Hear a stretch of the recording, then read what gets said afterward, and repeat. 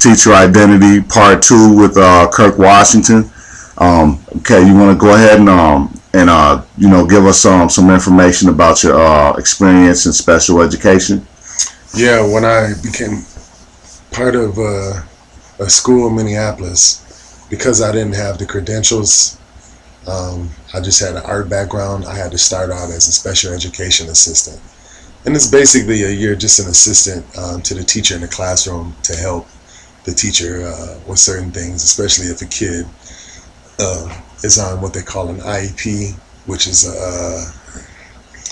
it's a file on a child to let the parents, the administrators, whoever's going to be working with this child while they're in this district, get a look and get a feel about how to understand and how to approach this student. Okay, you said that the IEP is a legal document? Yeah, it's definitely a legal document, because a lot of these times kids are in trouble with the law. It's a document from the state. So that's what I mean by legal. Okay. So it has a seal on the top that says the state of Minnesota, and then you fill it out, the student's name, school district, whatever. But it's called the IEP. It's an acronym for Individual Education Plan. Okay. And so that's what every special ed kid has one. All right. And it's just basically supposed to be to help teachers, other staff that work with this kid. It's supposed to help them understand this kid on paper before you meet the actual kid, because this kid is special. And that's what they say. The other kids that aren't on an IEP are what they consider mainstream kids. So they're judged with a different yardstick. Right. Now, with a special ed kid, they're saying this kid is coming already from a place of lack. And so that's what the IEP lets you know. Well, this kid is cerebral palsy, or this kid has a developmental delay. This kid has autism. This kid has EBD, which is short for emotional behavior disorder. This kid has defiant or disorder. And there's a lot. I mean, it's not funny, but it's it sounds like it is, but it's sad that they have all these different diagnoses for these kids. Correct. And that's why I started. And I started at a middle school and a high school in the city of Minneapolis. That it's like the highest level you can go to for special ed. And it's called level 5. Once you pass level 5, then you have to go to what they call like a day treatment program. So this is my first experience inside of, teaching inside of, right, Minneapolis districts, and I'm in level 5. Okay. EBD program. So it was a culture shock, because when my first day, all the kids were black boys, all of them. Just about, like the majority of these kids is black boys. And they have, they had a few kids that were from the south side, like the Cedar area, what they call it, Little Earth. Little Earth, yeah. So they were some native kids. I don't know exactly what tribe they were. I think they're mostly Ojibwe kids, I think. No, they're Sioux. Lakota. Yeah, they're Lakota Sioux kids. And we had a couple of those kids. There's like 3 of them, and then they had like 1 white kid. Okay. No, they had 2 white kids. They had 2 white kids, and then they had like about 3 girls. And once you get to that point, attendance is always a problem. Some of these kids already have records. As early as middle school. Right. And I started there probably in 1998 or 99. But I had been working in other capacities, like I mentioned earlier, as an artist. I would go in and do residencies, but just actually like being inside of the building, this is my first experience. Right. And it was a culture shock. I had never, I had trouble like with math as a kid, but I graduated into college level math. Okay. Whereas some of my friends that were good at math, they were already taking that kind of stuff by 9th grade. I had no idea. I had friends that were in special ed, but they weren't like, they didn't flip out and throw desks and stuff. Right. They just needed a little bit of help, like, how to reading or, different, help, you know what I mean? Yeah. And so that was hard for me, seeing these kids this young, violent like that, and then just seeing a lot of black males. Right. And I'm thinking about the city of Minneapolis. This is the first school that I've been in where the majority of the school is black boys. All the other schools I've been, I'm almost certainly could say from my whole career of being in school in Minneapolis, the black kids were a small minority. Right. Always. And even when I was doing other stuff like residencies, so mind you, it was culture shock, man. Okay.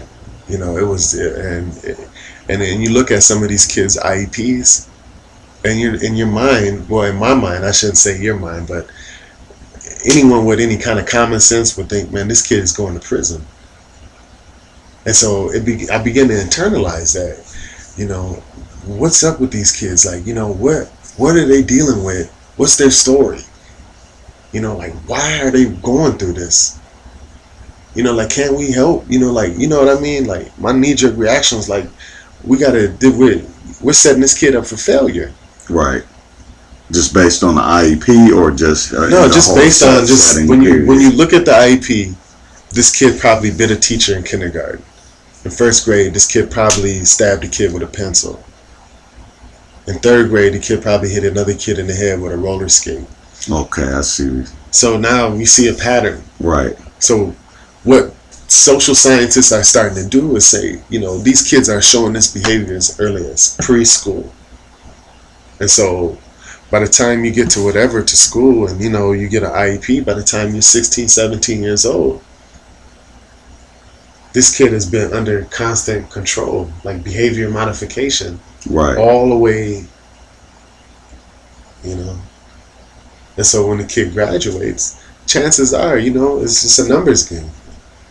So from the time of the first offense to whatever current period, pretty much each teacher that's inputted into that IEP, anything negative is kind of helping to pave the way for the child. Right. Okay. And so after a while, it's just like anything else. If a certain group of people, like if you and I owned a shop and we were shopkeepers, and a certain person came in every day and stole bleach, like we had these bleach freaks. Right. We would begin to like profile them, you know, in our mind. Okay. The kid that's gonna steal the bleach, he wears a orange jacket. They all like orange jackets, and they wear them really tight. Right. You get me? Yeah. And so now in your mind, you've started to create an image of what this person is supposed to look like that takes the bleach. The same thing I think is being applied to the black boys. And most of the time, it's not just them. It's just really poor kids. And when you're poor, most of the time you're on free lunch. When you're poor, you move a lot. And it's the kind of research that you see, you know, districts doing. And see, I don't mean to interrupt, but I mean that's something there that I've noticed, and I feel like other people tend to turn a blind eye to it. But I know that there's definitely without a doubt an obvious racial element that operates in the school and just in the country period. But it's become so overwhelming till it's spilled over. You know, like people aren't noticing the little white kids that grow up in the hood, and so they act hood. Absolutely, you know? Yeah, absolutely. They act hood. See that. The two white kids that I work with at that school, they all their life they had been around black people, right? Except their mom and dad or whoever their family, but they lived in areas where poor people lived at, and I grew up the same way. You know, there was white kids in my neighborhood. And so the piece where I dropped earlier about the demographic, when I was a kid, there was just white people and black people. Right. Until I got to school, then I saw a Native American kid. I had no idea. I was like, man, what are you? You know, when you're a kid, you're just naturally curious. You don't mean any harm. And it's like, man, I'm Indian. And I'm like, what's that? Right. Now we see all kinds of cultures in schools. But I still feel like sometimes the school system, about the race piece, it's kind of like an unconscious institutional racism where they're just using the same model. This has been educating students for what, since the country's been founded. We've been educating students the same way. You sit in the classroom, you sit still, you pay attention. Go ahead, I'm listening. You do wrong, we'll scold you, or when I was a kid, they had the little yardstick. Yeah, the smack on the hand. And then you do your work, you get a good grade, you study. School, I don't think schools, what I'm saying is, Ron, is I don't think schools ever thought they would have to open their minds up to accept this whole new cultural landscape. Right. So that to me is what I say, and it's when I've oftentimes had disagreements, or we've been talking about heated or things, I shouldn't say heated, things that make people passionate. Yeah, people, because this is people's beliefs, like race, religion, politics, all this stuff. It gets people going. When I've been in workshops or trainings and stuff, black, white, any of the teachers, they get worked up about this. And I've worked with, now that the city has definitely changed, I've worked with every racial group, every social group just about in education. So that says that everybody wants to save or help the world. Okay. But the piece is, when it comes to these black children, even other races, even other social groups like gays and lesbians and transgender, bisexual, that group, they still shy away from the burden of dealing with the black kids. Okay. And that is the piece that I hope to change. Is that it's like the saying, it's everything but the burden, Right. And it's too bad, because these are just children. These are children, man. These are just babies. They're children. First, second, third, fourth. They're just not that long out of diapers. Right. You know what I mean? They can't. Their minds aren't developed enough to understand that they have to be somewhere where they're discriminated against. Right. To me, that's not fair. It's not me as a black man in this great institution doesn't want to allow me. It's about, these groups of kids are coming into this place and they're being set up for failure. Right. There's a book out Michelle Alexander has out called The New Jim Crow, where they're releasing numbers about the disproportionate amount of young black men, nonviolent offenders, being jailed in the country. And they said it starts with education. Okay. It starts from when they're saying a kid is 4 years old and they first go into socialized education, like a preschool or daycare, and they're noticing behavior. So how do you think? First of all, do you think the kids are aware of the hesitancy or them being marginalized? Absolutely. Okay, because society's full of a lot of marginalized groups, but specifically, but black children. Do you think that they notice this, and if so, how do you think this? What do you think is the emotional fallout?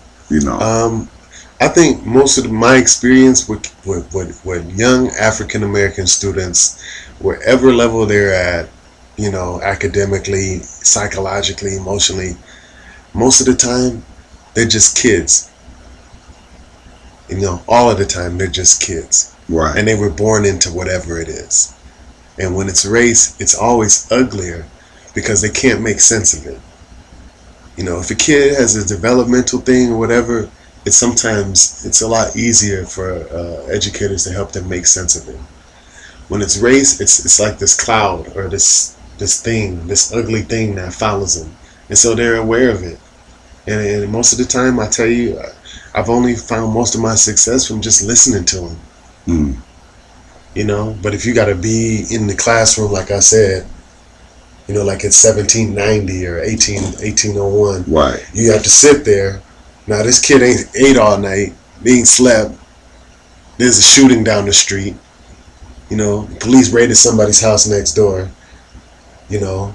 All the stuff that kids deal with in their lives, man. All this stuff that they have to deal with. I can't make them just sit in the classroom, because if they sit in the classroom, then they're gonna sit there and think about all the shit that's happening to them. They're not gonna be able to function. And so what I'm saying that is, a lot of times that is cultural. When I'm talking to other people, even other black people, even other marginalized groups, that's where the class divide comes in, because maybe these people have never lived in a house where the water got shut off. or the lights got shut off, or the heat got shut off, Right. or there ain't no more food, and there ain't no more food at the damn food shelf. There ain't nothing in the house to eat. Maybe some ketchup and some condiments or something. They've never had to understand that. And so for me, there has to be some kind of change of heart, or some kind of like internal work that people need to understand before they even approach this kind of thing. Because what for most people, it might look like this kid can't behave, and we need to document that, which I've done, which I've set kids up for failure, not even realizing Right. that my administrators are making me track data on this kid because they're going to send this kid to jail at the end of the week. This Right. kid got a week to get his shit straight. And I don't know I'm doing it. I'm just saying, yeah, he had a fight at lunch. They playing around in the bathroom. They were smoking cigarettes in the bath.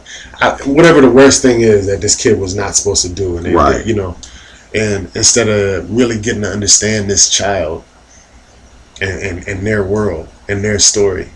And to me, that's where all of that stuff, all the nastiness in the war happens. The cultural piece, the sensitivity, the understanding, the misunderstanding, the miscommunication. Right.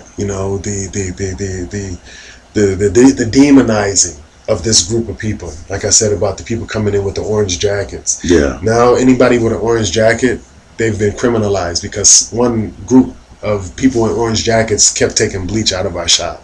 Right. And so it's a terrible and it's a nasty knee-jerk reaction, and it's lazy on people's part. Like they can't think around that this person is being victimized Right. by society. So I say that to say there's a quote I read where it said that the kids the kids don't fail, we fail the kids.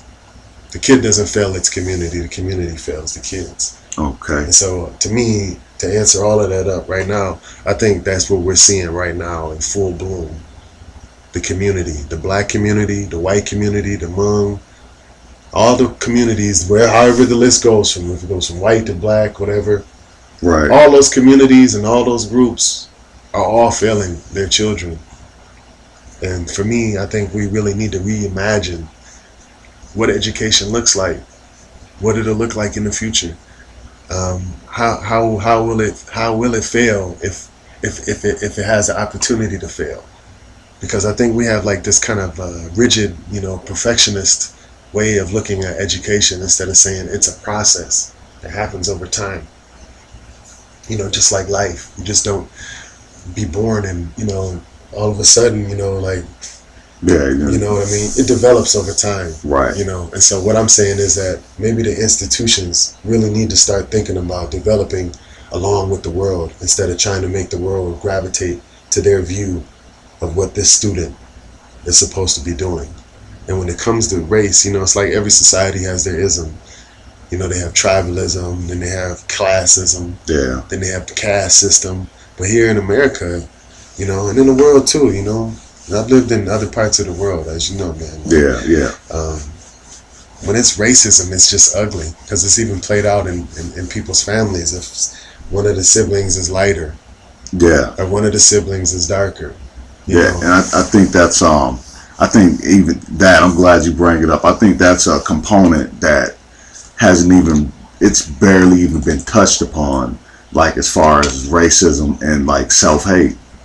Not just even self-hate amongst black people, but I've seen self-hate with white people. Absolutely. Absolutely. And that's why I say that we got a lot of work, like a lot of inside work to do as educators, man. Because we're dealing with the future every day. And you hear Right. stuff like, we're going to do it for the kids. When I started, I heard that a lot. And it kind of like Jedi mind tricked me in my mind. Like, yeah, man, we're helping all these kids. We're going to help these kids. Right. Instead of saying, just get the job done. You know what I mean? Like, we got to save these kids. Like, save them from what? From us? From adults? Right. Because it ain't like they can just skip out and go get a job and get their own place and say, you know what? Hey, later for this shit. They're Right. stuck. They're trapped. In whatever different varying degrees, And I don't know, man. And you see it. Like, I work with kids. I've had people ask me, do I prefer working with kids of my own race or whatever? And And I always say, well, what the hell does that mean? I mean, the human race? Because I don't know how to speak like, you know, a dolphin, or, you know, Right. I don't know how to speak bear, Right.